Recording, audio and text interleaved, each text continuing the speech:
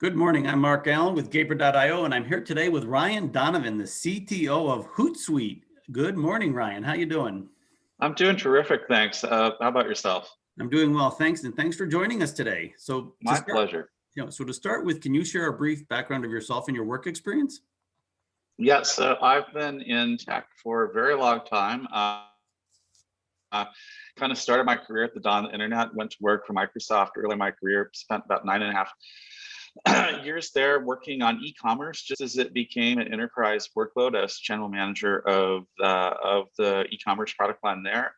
Left to go to work for a small Canadian software company that is very closely partnered with my former group at Microsoft and ran all of their operating functions there. That was eventually acquired by a Seattle-based digital agency, which is how I ended up in Seattle for this turn of events.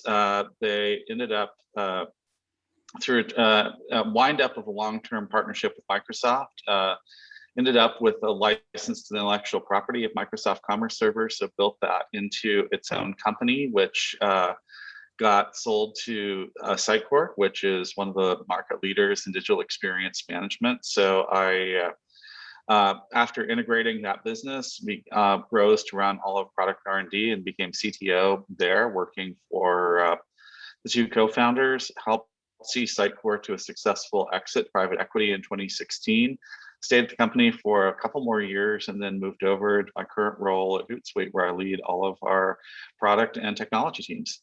Wow, that's quite a varied background, and a lot in the Pacific Northwest, I noticed. So, what does HootSuite do? I mean, I've certainly heard of them. They're getting a lot of buzz lately. So, what is it exactly that they do? Who's their target audience, and what do they do for them?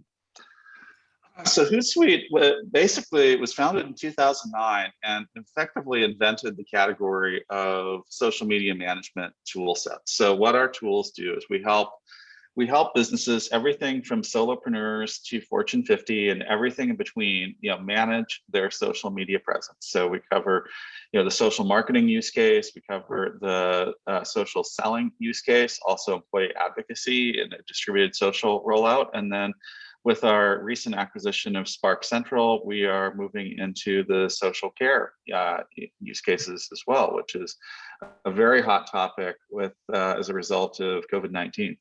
Interesting. So social care in general, or social like elderly care, or just care in general?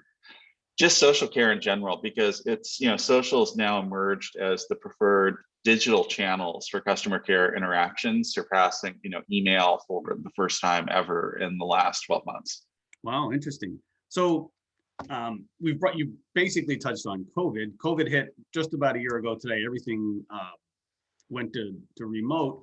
What effect did that have on your particular company and your customers?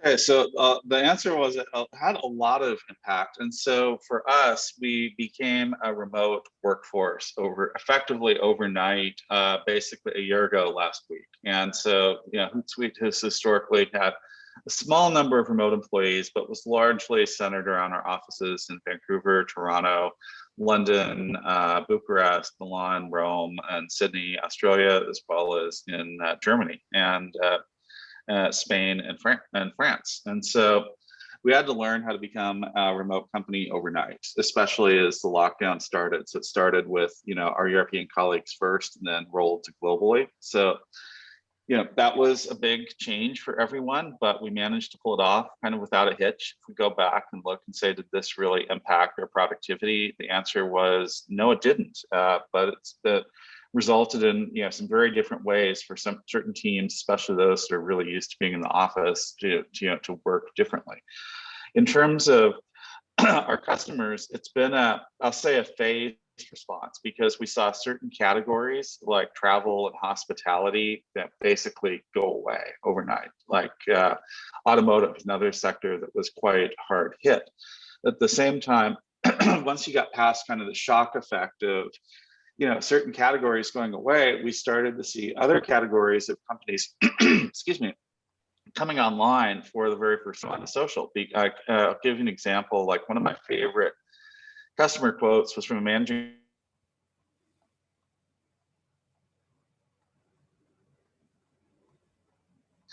but now I have no choice. This is how we're going to do business going forward, and it's what our customers are demanding. And she actually liked HootSuite because, she could use HootSuite as opposed to going native on the social networks themselves. And that's been the case for many businesses. As all of their businesses gone digital, effectively, they had to. It's either go digital or not survive. Yeah, no, it's true. And it seems like that is the standard now. I think other forms of marketing are starting to come back up. I've noticed direct mail lately has been picking up. But digital certainly has been the biggest one that once people got over the fear, it seems like, okay, now we can start marketing again. Because for a while there, nobody knew if they would even be in business in the summer. Would you agree? No, and a lot of, like, for example, restaurants, for example, have turned to social media to keep, their audiences engaged, and then, and then let them know, for example, exactly how they could do business, with that restaurant, for example, as lockdowns have come and gone and various protocols have come and gone, and a lot of them, for example, switch to takeout, and social's been a means of of survival for a lot of businesses like that. And now that things are starting to open up a little bit, are you starting to see an uptick in some of those industries that really got hit hard? Yes, I mean, I think that we are seeing some more uptick in, for example, travel, hospitality, automotive, things like that are starting to slowly bounce back, but the recovery is going to for sure take a couple of years. Yeah, I would think so. And you're the CTO of a company. Typically, a CTO would look out 3 to 5 years. So, what do you see being the future of remote work and social media marketing in the next 3 to 5 years? So I think that social is, so I'll start with the social piece and then go on to the remote work piece. So I think that from a social perspective, you're going to see this become a mainstream channel. Just like e-commerce became a mainstream channel for business in the early 2000s, we're going to see social become a mainstream channel and a table stake for businesses over the next 3 to 5 years. That it's not going to be optional, because that's where customers are and where they're going to demand to be able to interact. And that's going to be from both a marketing, sales, and a customer care perspective. And we're seeing that with the trailblazers now, but it's going to become a mainstream workload. And so that, I think, is just this is just part of the accelerated digital transformation that COVID-19 has sparked. On terms of remote work, I think that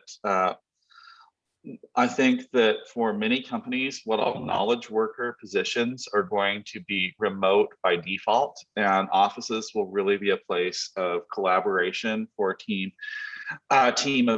events, but that won't be the primary place of work for many people. And you've seen this with a lot of the big tech companies, such as Microsoft, Salesforce, Google, Shopify, ourselves included, all announcing that we'll be remote by default. And offices will really be for team events, or those that really want to be in an office, as opposed to because maybe they don't have a good setup for working at home. But for these knowledge worker type of positions, I think remote is very much going to be the new default over the next while. I mean, I think a lot of people don't miss the hours they would spend in the car every day. We're seeing a lot of folks, want to move outside of the cities, and just to get more space, as opposed to I can have a flat in the city, but I can have a house outside the city. So I'm going to opt for the house, and that's really driving a lot of home sales. I've got some friends in the real estate business, and they're we're seeing unprecedented demand for homes, whereas we didn't see that in the past. Yeah, no, I agree. Actually, it's definitely happening in the San Francisco Bay Area. People are leaving the city of San Francisco, but they like the Bay Area, so they're moving out to the suburbs, which is actually causing the cost of housing to increase in the suburbs, which is hard to believe with everything that's going on out there. So, to finish, what do you think is going to be the future in general? Because you're a CTO, right? So what are you looking at? Besides social media, what are the other trends you see are going to be big in the next 3 to 5 years? Well, I think that the other one that I think is going to open up a lot of possibilities is going to be 5G, and so I think that's going to bring high-speed internet to a lot of places that hadn't been. That's going to open up a lot of digital possibilities had not previously existed, because areas that didn't have connectivity will now have connectivity, and then those that do had connectivity before will have much better connectivity, which means they can have a much richer, more immersive experience. And I think that that's just going to continue to drive the overall digital transformation that we're seeing that COVID just accelerated, which is everything's going to go digital. And everything from shopping to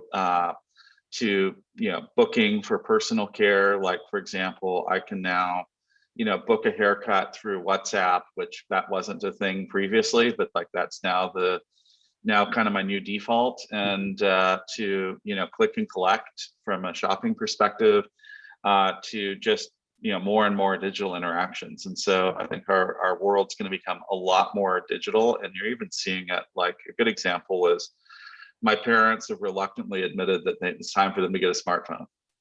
Wow. Actually, my mother got one a while ago, but she's still a little shaky with it. But luckily, she's got grandchildren there that are helping her with it. Mm-hmm. So interesting. It's funny because you talk about that, but and another thing I assume you're concerned about because of 5G and all the things going digital is security. That is also going to be a huge thing over the next 3 to 5 years. Would you agree?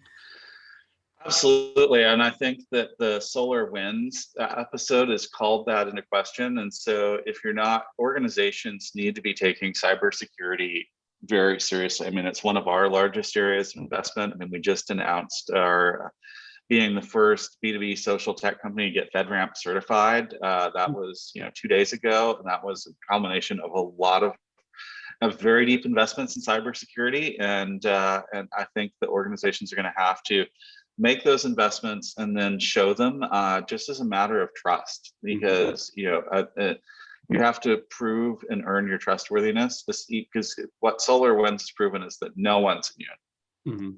Yes, I agree. And congratulations on getting FedRAMP. I know that is a difficult thing to acquire. I feel your pain. Well, Ryan, I want to thank you for your time today. It's been great talking to you. It's always good to talk to someone who's looking out into the future, because things are changing rapidly. Would you agree? Oh, without a doubt. And I think that we've seen we've seen a decade of digital transformation in 12 months, and I don't see the pace slowing down at this point. And so it's going to make for a very interesting next couple of years, even as some things return to normal, like travel. The digitization is not going anywhere. It's here to stay. I would agree. Well, thank you again, Ryan, and have a great day. Thank you. It's my absolute pleasure.